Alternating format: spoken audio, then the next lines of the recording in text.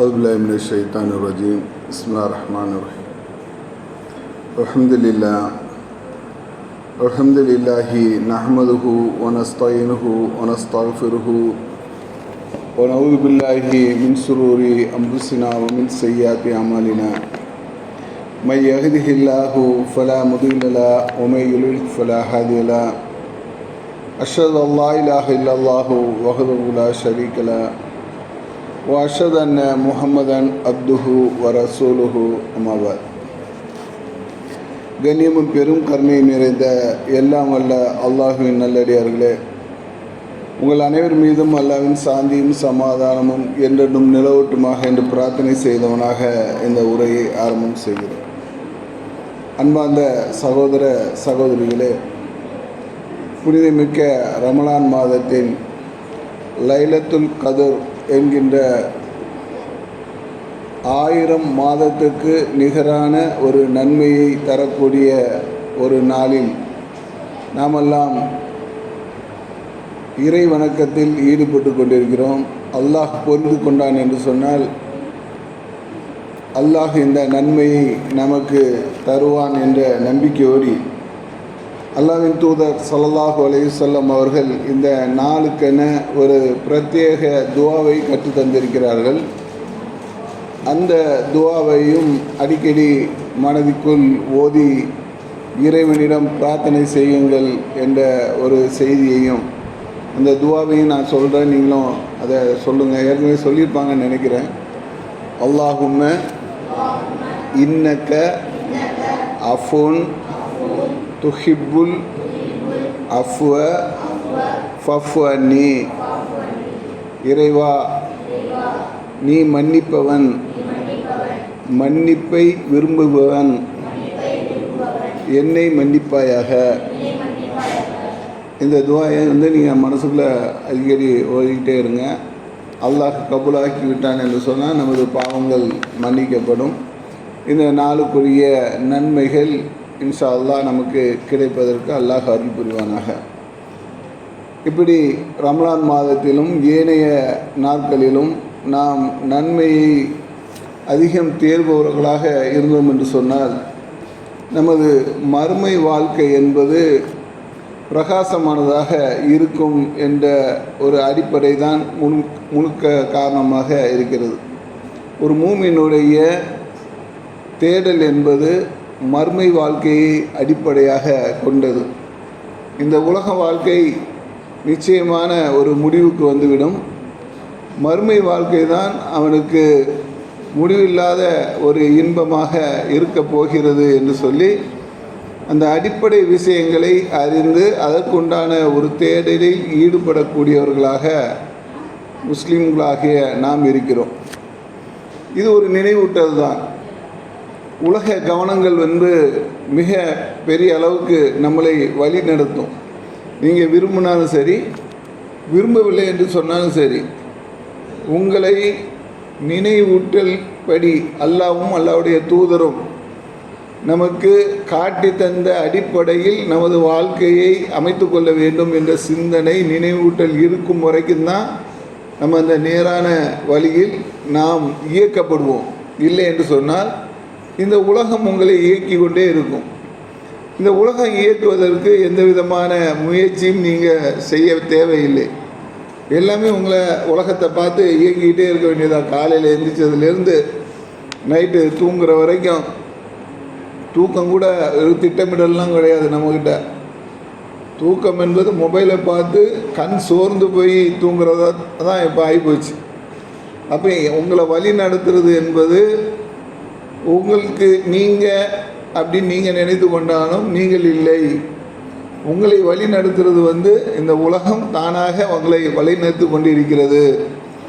அப்போ நீங்கள் உஷாராக இல்லை என்று சொன்னால், நாம் உஷாராக இல்லை என்று சொன்னால், நமது சிந்தனை சரியாக இல்லை என்று சொன்னால் உலகத்துடைய ஏராளமான தீமையை நம்மை அறியாமல் சந்திக்கக்கூடியவர்களாக நம்ம இருப்போம். நம்ம அறிஞ்சிருக்க மாட்டோம் இது தீமை தான் சொல்லி, ஆனால் அதை செய்து கொண்டிருப்பவர்களாக நம்ம இருப்போம். அப்படியான ஒரு இயக்க முறையில் நாம் வாழ்ந்து கொண்டிருக்கிறோம். அல்லாவும் அல்லாவுடைய தூதரும் நமக்கு காட்டி தந்த அடிப்படையில் நமது வாழ்க்கையை நாம் அமைத்தால்தான் மர்மை வெற்றி என்ற நினைவூட்டல் நமக்கு இல்லை என்று சொன்னால் இந்த உலகம் உங்களை திசை மாறி வேறு பாதைக்கு அழைத்து செல்லிவிடும் என்பதில் மூமின்கள் கவனத்தில் கொள்ள வேண்டும். நமது உள்ளங்கள் எப்போதும் இறை திருப்தியை நாடக்கூடியவர்களாக இருக்க வேண்டும். திருமறை குர்ஆனில் அல்லாஹ் ரப்புல் ஆலமீன் இதை வலியுறுத்தி சொல்கிறான். கவனத்தில் கொள்க, நீங்கள் கவனியுங்கள், அல்லாவின் நினைவால் தான் உள்ளங்கள் அமைதி பெறுகின்றன. நம்ம இந்த உலகத்தில் பெரிய பெரிய விஷயங்களில் நமக்கு அமைதி இருக்கிறது, திருப்தி இருக்கிறது என்றெல்லாம் நம்ம நினைத்து கொண்டு இருக்கிறோம். பெரிய பொருளாதாரம் இருந்தால் நமக்கு சந்தோஷமான வாழ்க்கை இருக்கிறது என்று நினைத்து கொண்டு இருக்கிறோம். இந்த உலகத்தில் பொண்ணும் பொருளும் இருந்து சொன்னால் மிகப்பெரிய ஒரு சந்தோஷம் நமக்கு கிடைக்கும் என்று நாம் நினைத்து கொண்டிருக்கிறோம். மிகப்பெரிய கோடீஸ்வரர்கள்லாம் நிம்மதியை தேடி அலைகிறார்கள். நிம்மதி இல்லை, தூக்கம் இல்லை என்று சொல்லி உங்ககிட்ட பகிர்ந்து கொள்ளக்கூடிய நண்பர்கள் இருப்பார்கள். அவர்கள் செல்வம் அவர்களுக்கு நிம்மதியை அளிக்காது. எது நிம்மதியை அளிக்கும் என்று சொன்னால் அல்லாஹுவின் நினைவு மட்டும்தான் ஒரு மனிதனுக்கு நிம்மதியை அளிக்கும். அப்போ இப்பேற்பட்ட அந்த நிம்மதி என்பது அல்லாவும் அல்லாவுடைய தூதரும் மூமின்களுக்கு வாக்குறுதியாக தந்திருக்கிறான் என்று சொன்னால் அதை நாம் எப்படி பயன்படுத்துகிறோம், அந்த பயன்பாடு என்பது நம்மிடம் எப்படி இருக்கிறது, இந்த உலகத்தோடு நாம் ஒன்றி போய் அதை வாழ்க்கைக்கு எடுத்துக்கொண்டிருக்கிறோமா, அல்லது இறை தூதர் நமக்கு காட்டி தந்த அடிப்படையில், இறைவன் நமக்கு காட்டி தந்த அடிப்படையில் நமது வாழ்க்கை என்பது செம்மையாக போய்கொண்டிருக்கிறதா, கவனிக்கிறோமா, கவனம் நமக்கு இருக்கிறதா. ஒரு செயல், இந்த செயல் இஸ்லாமிய அடிப்படையில் இந்த செயலுடைய பார்வை என்ன, இந்த செயலை நாம் செய்கிறோமே, இதை சரியாக நாம் செய்கிறோமா, தவறாக செய்தோம் என்று சொன்னால் இறைவனிடம் நாம் பதில் சொல்ல வேண்டி இருக்குமே என்ற அடிப்படையில் நமது செயல்கள் இருக்கிறதா என்று நம்ம கவனிக்கிறோமா. கவனிப்பது தான் ரொம்ப முக்கியம். ஏன் அது முக்கியம்? கவனிக்கவில்லை என்று சொன்னால் இந்த உலகம் நம்மளை வழி நடத்தும். அது சரியாக தான் போய்கொண்டிருக்கிறோம் என்று நாம் நினைப்போம், ஆனால் அது சரியாக இல்லை. உலகம் உங்களை வழி நடத்துது என்று சொன்னால் அது சரியான அமைப்பில் நமது வழி நடத்துதல் இல்லை என்பதை நாம் ஏராளமான காரணங்களை வைத்தே புரிந்து கொள்ளலாம். ஒன்று, உலகம் சொல்லும், மார்க்கம் வேறு என்று சொல்லும். உலகம் ஒரு விஷயத்தை சரி என்று சொல்லும், அல்லாவும் அல்லாவுடைய தூதரும் அது மிகப்பெரிய தவறு என்று சொல்வார்கள். உலகத்தோடி நாம் ஒன்றிவிட்டோம் என்று சொன்னால் அது நமக்கு நேர்வழியில் காட்டாது, நேர்வழியை சரியான முறையில் கற்றுத்தராது, நாம் திசை திருப்பப்படுவோம் என்ற ஒரு சிந்தனை என்பது மூமின்களுக்கு இருந்து கொண்டே இருக்க வேண்டும். அல்லாஹ் ரப்புல் ஆலமீன் இந்த மார்க்கத்தில் ஏராளமான விஷயங்களை நமக்கு ஏவி இருக்கிறார், வாக்குறுதி தந்திருக்கிறான். இந்த வாக்குறுதியெல்லாம் நாம் உண்மையான நம்பிக்கையின் அடிப்படையில் அணுகினோம் என்று சொன்னால் அது முடிவில்லாத ஒரு வாழ்க்கைக்கு தகுதியானதாக மாறும். இந்த உலகத்தை பொறுத்த வரைக்கும் ஒரு நாள் நம்ம இறந்து போயிடுவோம்.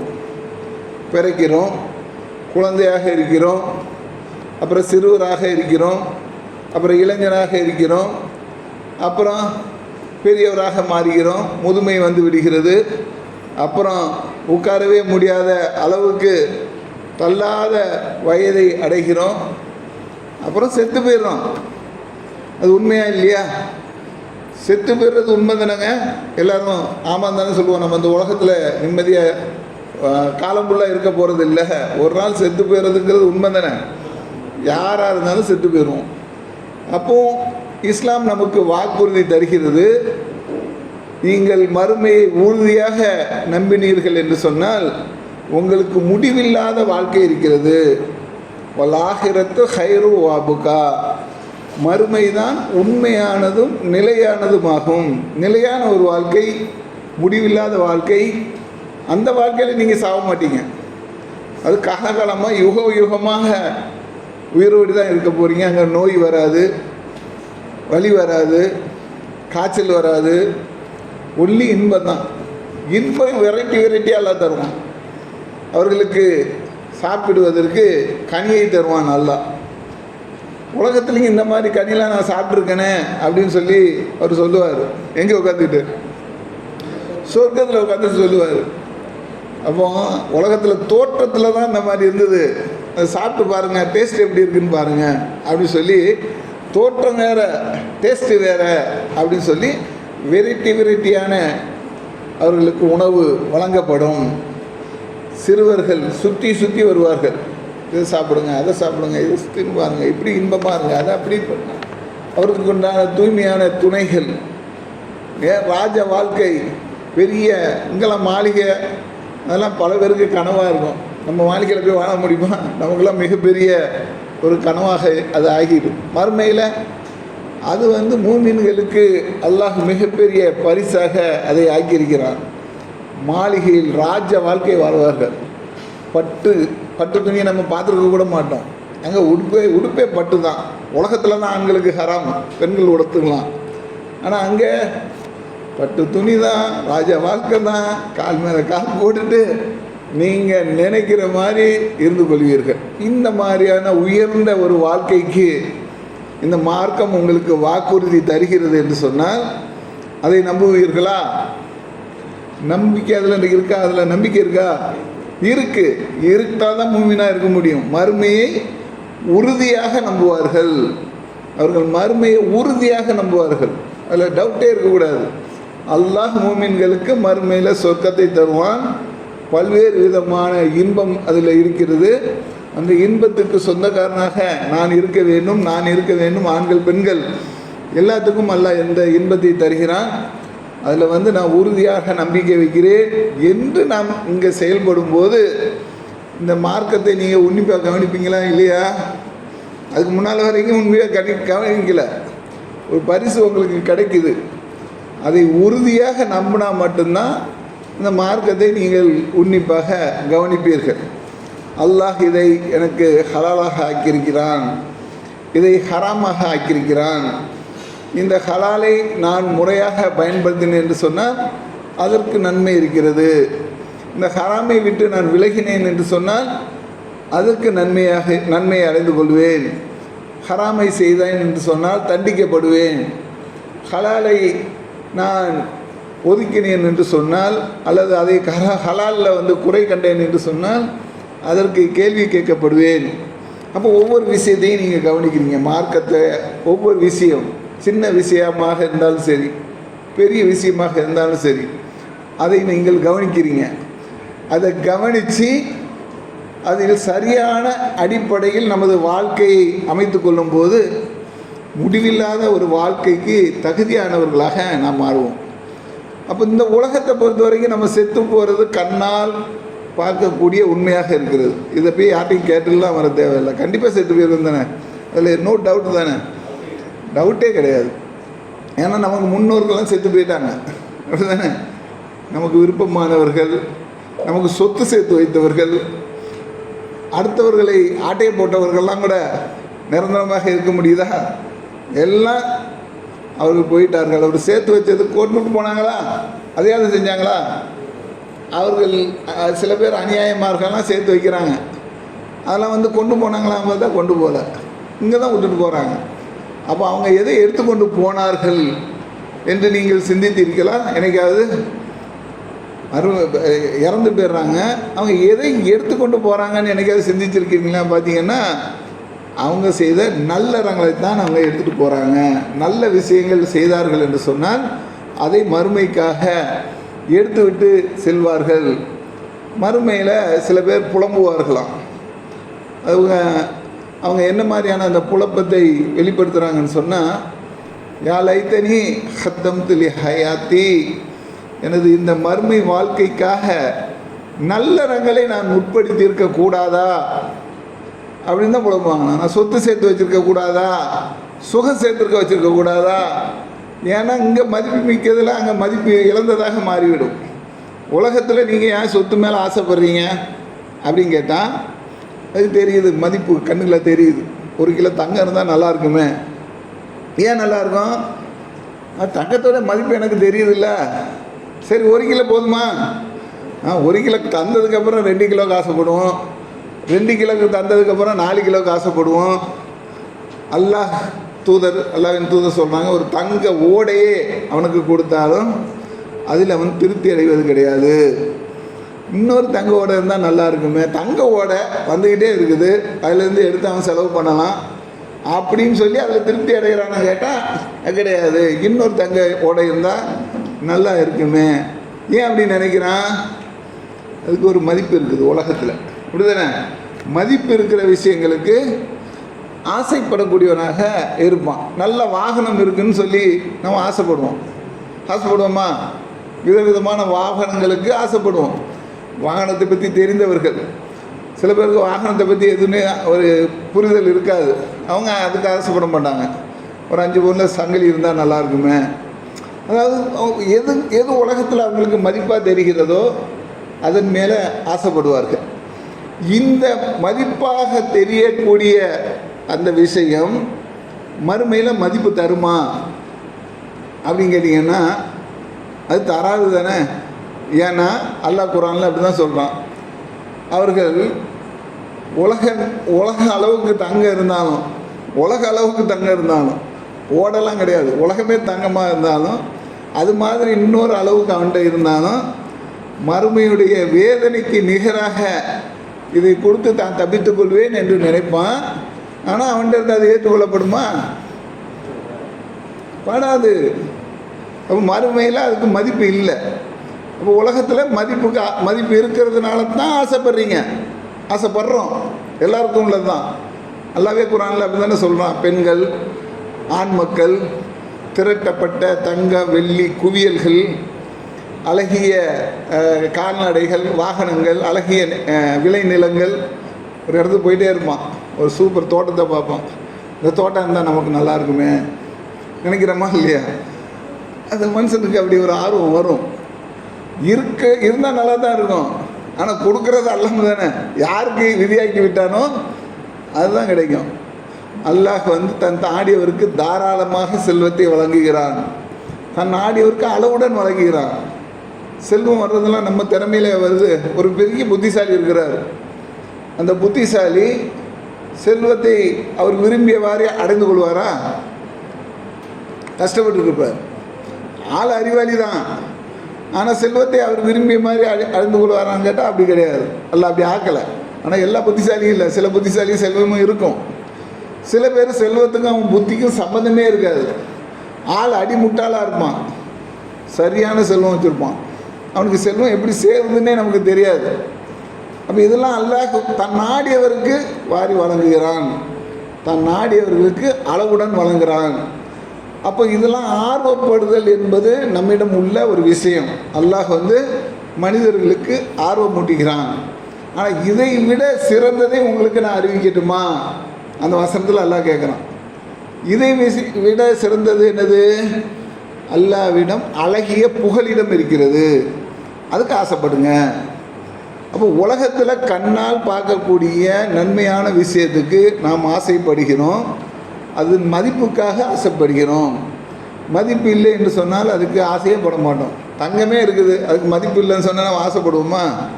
ஆசைப்பட மாட்டோம். ஒரு கோழி வளர்க்குறீங்க நீங்களேன், உதாரணத்துக்கு ஒரு மாடோ ஆடோ கோழியோ வளர்க்குறீங்க, அதில் ஒரு 5 கிலோ தங்கத்தை கொண்டு வச்சுட்டு போனால் அது திங்குமா? கோழி திங்குமா? மாடு திங்குமா?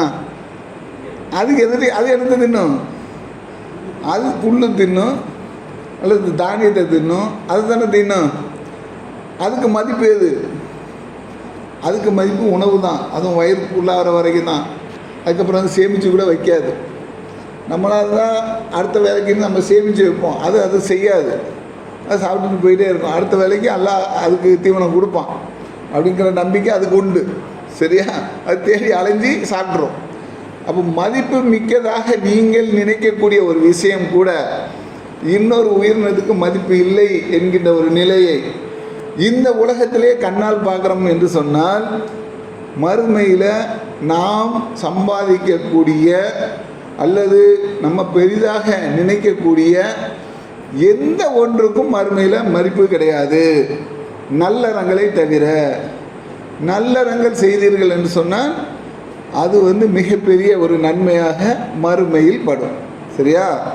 இப்போ இந்த அடிப்படையில் அல்லாஹ் ரப்புல் ஆலமீன் நமக்கு சில கடமைகளை உலகத்தில் வாங்கியிருக்கிறான். மூமின்களுக்கு சில கடமைகள் இருக்கிறது, பல ஆர்வமூட்டல்கள் இருக்கிறது. கடமைகள் என்று சிலவற்றை அல்லாஹ் வைத்திருக்கிறான், அதை செய்தே ஆக வேண்டும். அது செய்யவில்லை என்று சொன்னால் அதை பற்றிய கேள்வி மறுமையில் இருக்கிறது. ஆர்வமூட்டல்கள், அதை நீங்கள் செய்தீர்கள் என்று சொன்னால் உங்களுக்கு ஏராளமான நன்மை. நான் மறுமைக்காக நல்லறங்களை முற்படுத்தியிருக்க கூடாதா அப்படின்னு கேட்குறானா இல்லையா? மூமின்களை பற்றி அல்லாஹ் சொல்கிறான், நல்லறங்களை முற்படுத்துங்கள், நல்லறங்கள் செய்யுங்கள். ரோட்டில் போயிட்டே இருக்கார் ஒருத்தர், ஒரு மரக்கிளை, ஒரு முள்ளு செடின்னு வைங்களேன், இந்த பகுதியிலலாம் நிறைய இருக்கும். அந்த முள்ளு செடி மக்களை தொல்லைப்படுத்துது, வளர்ந்து அந்த வலியை மறைச்சிக்குது. அப்போ எல்லோரும் போயிட்டுருக்குறாங்க, அப்படி குனிஞ்சு போகிறாங்க, நிமிந்து போகிறாங்க, அப்படி போகிறாங்க, இப்படி போகிறாங்க, எப்படியோ போயிடுறாங்க. ஒருத்தர் மட்டும் அதை யோசிக்கிறார். என்ன யோசிக்கிறாரு? மக்களுக்கு இடையூறாக இருக்குதா, இது வழியில் அப்படி நிற்குத இந்த மரக்கிளை அப்படின்னு சொல்லி அவர் ஏதோ முக்கியமான வேலைக்கு போயிட்டுருக்காரு. தொழுவ போவார், இல்லைன்னா சம்பாதிக்க போவார், ஏதோ முக்கியமான வேலைக்கு போவார். அதை தள்ளி வைத்து விட்டு மக்களுக்கு இது தொல்லையாக இருக்குது அப்படின்னு சொல்லி அந்த மரக்கிளையை வெட்டி அப்புறப்படுத்தி அந்த வழியை தூய்மைப்படுத்துகிறார். அல்லாஹ்வின் தூதர் ஸல்லல்லாஹு அலைஹி வஸல்லம் அவங்க சொன்னாங்க, இவருடைய இந்த நல்ல செயலை அல்லாஹ் அங்கீகரித்து அவருடைய பாவங்களை மன்னித்து விட்டான் அப்படின்னு சொல்கிறாங்க. எவ்வளோ பெரிய நன்மை பார்த்தீங்களா? எவ்வளோ பெரிய நன்மையை ஒரு நல்லறங்கள் நமக்கு தரும். பாவம் மன்னிச்சிட்டான்னு சொன்னால் மறுமையில் நமக்கு மிக சிறந்த சொர்க்கத்துக்கு தகுதியானவர் மாறிடுவோமா இல்லையா? நல்லறங்களை இப்படி தான் கவனித்து செய்யணும். இது நமக்கு நன்மை படுக்குமா, நன்மை தருமா? உலகம் நம்மளை வேறு பார்க்க அழைச்சி செல்லணும். இதில் ஒரு நன்மை இருக்குது, மக்களுக்கு இதில் ஒரு நன்மை இருக்கிறது என்று சொல்லி அந்த நன்மையை நீங்கள் அடைந்து கொள்வதற்காக மெனக்கிட்டீர்கள் என்று சொன்னால் அதை அல்லாஹ் அங்கீகரித்து அவருடைய பாவத்தை மன்னித்து விடுகிறான். அப்போ இந்த மாதிரியான உலகத்தில் நல்லறங்கள் நிறைய செய்வதற்கு அல்லாஹ் ரப்புல் ஆலமீன் உங்களுக்கு வாய்ப்பு அளித்திருக்கிறான். நல்லறங்கள் செய்யுங்கள். நல்லறங்களில் எதையுமே அற்பமாக தான் கருதாதீர்கள். ஒரு 2 பேரும் சேர்ந்து ஒரு கடலை மிட்டாய் சாப்பிட்டுட்டு இருக்கிறீங்க, பக்கத்தில் ஒருத்தர் நீங்கள் இருக்கிறீங்க, உங்கள் கடலை மிட்டாய் தான், இதை போட்டு என்னத்தை அவங்களுக்கு கொடுக்குறது அப்படின்னு நினைக்காதீங்க, அற்பமாக நினைக்காதீங்க. அதை அவர்களுக்கும் கொடுத்து சாப்பிடுங்க. அல்லாஹ்வின் தூதர் சொல்கிறாங்க, பேரிச்சம்பழத்தின் ஒரு பகுதியாவது நீங்கள் தர்மம் செய்து உங்களை நரக நெருப்பிலிருந்து பாதுகாத்து கொள்ளுங்கள் சொல்கிறாங்களா இல்லையா? அப்போ இதெல்லாம் சின்னதாக நீங்கள் நினைக்கக்கூடியது கூட மறுமையில் உங்களை பெரிய ஒரு அந்தஸ்து உடையவர்களாக மாற்றும். ஒருத்தர் ஒரு பேரிச்சம்பழத்தை அல்லாஹ்வின் பாதையில் தர்மம் செய்கிறார், பிற மக்களுக்கு. அல்லாஹ்வின் பாதையில் தர்மம்னு என்னது? பசித்தவர்களுக்கு கொடுக்குறார். அந்த பசித்தவர்கள் தான் இவர் கொடுக்குறாரு. அல்லாஹ் அதை அழகிய முறையில் அதை பெற்றுக்கொள்கிறான்.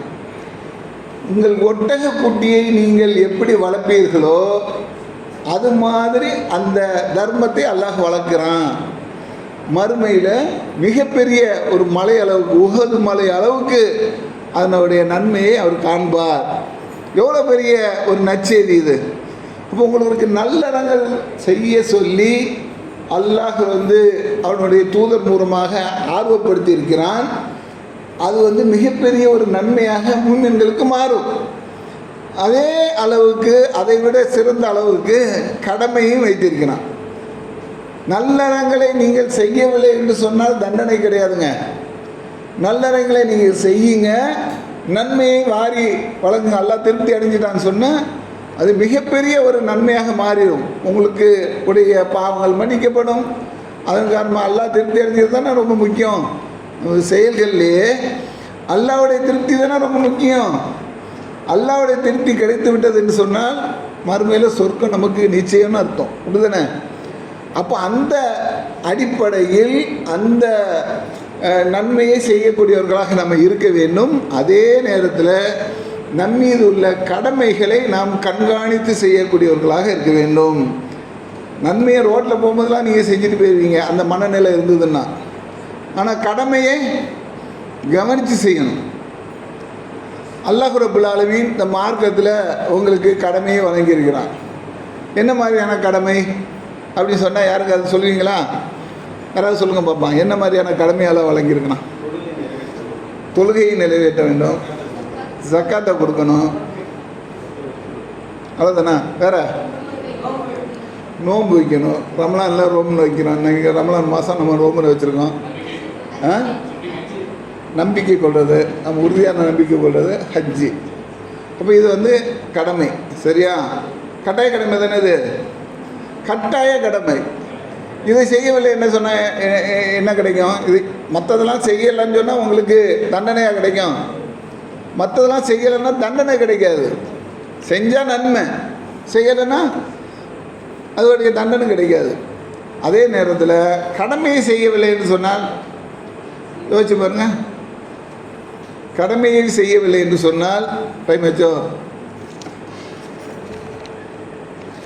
கடமையை செய்யவில்லை என்று சொன்னால் அதுக்கு தண்டனை கிடைக்கும். சரியா? இதுதான் உங்களுக்கு சொல்லக்கூடிய அடிப்படை விஷயம். அப்போ இந்த மார்க்கத்தில் தொழுகை உங்களுக்கு கடமை. தொழுகையை நிறைவேற்றிக் கொள்ளுங்கள், கவனித்து நிறைவேற்றுங்க, அசால்ட்டாக இருக்காதீங்க. சில பேர் தொழுகையில் அலட்சியமாக இருக்கிறார்கள். அலட்சியமாக தொழுதால் அது என்னது? கேடு. திருமறை குர்ஆனில் அல்லாஹ் சொல்கிறான், கவனம் பெற்று தொழுவோருக்கு கேடு தான். நம்ம அலட்சியமாக தொழுவாதீங்க, நம்பிக்கையோடி தொழுவுங்க. ரமலான் மாதத்தில் நோன்பு வைக்கிறது கடமை. அந்த கடமை நோன்பு வைக்கிறத எப்படி நோன்பு வைக்க சொல்லி அல்லாஹ்வின் தூதர் சொல்கிறாங்க? யாராவது சொல்ல முடியுமா? பொய்யான பேச்சுகளையும் பொய்யான செயல்பாடுகளையும் யார் விட்டுவிடவில்லையோ அவர் பசித்திருப்பதிலையும் தாகித்திருப்பதிலையும் அல்லாஹ்வுக்கு எந்த தேவையுமே கிடையாது. நோன்பே வேஸ்ட்டுன்னு சொன்னாங்க. அதுதானே? அப்போ நம்மகிட்ட இந்த பொய்கள் இருக்காமல் உண்மையான ஒரு இறைச்சித்தனம் நடக்கக்கூடியவர்களாக நாம் இருக்க வேண்டும். அது மாதிரி இந்த ஜக்காத்தும் ஒரு கடமை இருக்குது. இப்போ ஜக்காத்து என்கின்ற அந்த கடமையை நாம் நிறைவேற்றவில்லை என்று சொன்னால் அது நமக்கு பாதிப்பை ஏற்படுத்துமா இல்லையா? மறுமையில் பாதி. ஏன்னா கடமைக்கு அல்லாஹ் கேள்வி கேட்பான், கடமையை செய்யவில்லை என்று சொன்னால் தண்டிப்பான். அப்போ அந்த அடிப்படையில் ஜக்காத் என்கின்ற ஒரு கடமை இருக்கிறது. அது செல்வந்தர்களுக்கு, செல்வந்தர் சொன்னால் மிகப்பெரிய செல்வந்தர் நம்ம நினச்சிட்டு இருக்கோமா? அந்த செல்வந்தர் கிடையாது. ஒரு 87 கிராம் 86 கிராம் அளவுக்கு தங்கம் இருந்ததுன்னு சொன்னால் ஜக்காத்து கடமையாகிவிடும். அப்போ அந்த பொருளாதாரத்துக்கு அதோடு சேர்ந்து நம்மகிட்ட இருக்கக்கூடிய பொருளாதாரத்துக்கு ஒரு முறை, ஒரு பொருளுக்கு ஒரு முறை தான் ஜக்காத்தை நீங்கள் கொடுத்துட்டீங்கன்னு சொன்னால் அந்த பொருள் தூய்மை அடைந்துவிடும். இல்லை என்று சொன்னால் அது தூய்மை அடையாத அழுக்காக இருக்கும். அந்த அழுக்கு மறுமையில் எப்படி நிற்கும்னு சொன்னால் அல்லாஹ்வின் தூதர் ஸல்லல்லாஹு அலைஹி வஸல்லம் சொல்கிறாங்க, அது மிகப்பெரிய ஒரு பாம்பாக மாறும். அந்த பாம்பு ஒரு கிழட்டு பாம்பாக இருக்கும். அந்த கிழட்டு பாம்பு அவர்களை சுற்றி வளைக்கும், சுற்றி கொள்ளும். அவர்களுடைய தாடையை கவ்வி பிடிக்கும். கவ்வி பிடித்து கொண்டு சொல்லும், நான் தான் உனது செல்வம், நான் தான் உனது கருவூலம், உலகத்தில் நீ என்னை பாதுகாத்துட்டு இருந்த மறுமையில் அப்படி கவ்வி பிடிக்குது. அது தூய்மைப்படுத்தலை. தூய்மைப்படுத்திருந்தால் கவ்வி பிடிக்குமா? அப்போ ஜகாத் என்கின்ற அந்த தூய்மைப்படுத்தவில்லை என்று சொன்னால் மறுமையில் மிகப்பெரிய ஒரு சோதனை நமக்கு இருக்கிறோம். கடுமையான அந்த காரியங்களை செய்யவில்லை என்று சொன்னால், தொழுகையை சரிவரை செய்யவில்லை என்று சொன்னால் அது ஒரு முதல் கேள்வியாக அல்லாஹ் கேட்பான். மறுமையில் மூமின்கள் மீது கேட்கக்கூடிய முதல் கேள்வி என்னது? தொழுகை பற்றியது. அது சரியாக இருந்துச்சு சொன்னால் மற்ற கேள்வியெல்லாம் கூட சரியாக இருக்கும். ஏன்னா ஒருத்தன் இறையச்சத்தை தொழுகிறான்னு சொன்னால் அவன் மற்ற காரியங்களில் சரியாக முறையில் நடந்து கொள்வான். இப்போ அந்த அடிப்படையில் நமது கடமைக்கு நம்ம முக்கியத்துவம் தர வேண்டும். அதை கண்காணித்து கணக்கிட்டு, இது வேலை தொழுகை அவங்க மேலே கடமைன்னா அதை கணக்கிட்டு சரியான நேரத்தில் செய்யணும். ரமலான் மாதத்தில் நோன்பு கடமைன்னு சொன்னால் ரமலான் மாதத்தில் தான் செய்யணும். முடியாதவர்கள் அது சலுகையை பயன்படுத்தலாம். முடியக்கூடியவர்கள் ரமலான் மாதத்தில் நோன்பு நோக்க மாட்டேன், அதுக்கு அடுத்த மாதத்தில் நோன்பு நோக்கிறேன்னு சொன்னால் அது கடமையை சரியாக செஞ்சது ஆகுமா? ஆகாது. இப்போ அதில் கணக்கீடு நமக்கு ரொம்ப முக்கியம். அதே மாதிரி பொருளாதாரத்திலேயும் நமக்கு கணக்கீடு என்பது ரொம்ப முக்கியம். இந்த கணக்கீட்டின்படி நம்ம பொருளாதாரத்தை ஜக்காத்தை நம்ம கொடுத்தோம் என்று சொன்னால் நமக்கு எந்த பயமும் கிடையாது. இல்லை என்று சொன்னால் அது மறுமையில் நம்ம தண்டனை தரக்கூடிய ஒரு விஷயமாக மாறிவிடும் என்பதை மூமின்கள் கருத்தில் கொண்டு உங்கள் சிந்தனைக்கு இது போதும்னு நினைக்கிறேன். நம்ம நன்மையை செய்கிற மாதிரி நன்மையை ஈஸியாக செஞ்சுருவோம். நமக்கு இறையச்செல்லாம் இருக்க தான் செய்யுது. ஒருத்தர் வராரு, பூமா காசு தாங்கன்னு வராங்க, கொடுக்குறோமா இல்லையா? ஏன் கொடுக்கணும்? அல்லாவுடைய திருப்தியை நாடி தான் கொடுக்கணும். ஏன்னா அல்லாஹ் குர்ஆனில் அப்படி தானே சொல்கிறான், அற்பமானதை கொடுக்க மறுக்கின்றனர் அப்படின்னு சொல்கிறான். மறுமையை பற்றி சொல்லும்போது அணளவு நன்மை செய்தவர் அதை காண்பார் அதெல்லாம் சொல்கிறான். அப்போ சின்ன சின்ன விஷயத்துக்கு கூட நம்ம ஆர்வப்படுகிறோம். அவர் அல்லாவுடைய முகத்துக்காக தான் நம்ம கொடுக்குறோம். அப்போ அப்படிலாம் நம்ம செய்யும்போது நம்ம சின்ன சின்ன விஷயங்களில் நன்மையை எடுத்துக்கொள்ளும் போது கடமையான விஷயத்தில் உள்ள நன்மையை இழந்தவர்களாக நாம் இருக்கக்கூடாது. கடமையான விஷயங்களுடைய நன்மையை பற்றி மறுமையில் கேள்வி இருக்கிறது. அதில் சரியான முறையில் பதில் சொல்லக்கூடிய அளவுக்கு நமது வணக்கங்களை மிக தெளிவான முறையில் அமைத்து கொள்ள வேண்டும். அப்பேற்பட்ட ஒரு சிந்தனை உடையவர்களாக நாம் இருக்க வேண்டும். அதில் எப்போதும் நம்ம கவனித்து கண்காணித்து வரக்கூடியவர்களாக நம்ம இருக்க வேண்டும். இந்த சிந்தனையை உங்களுக்கு தந்தவனாக இந்த உரையை நிறைவு செய்கிறேன்.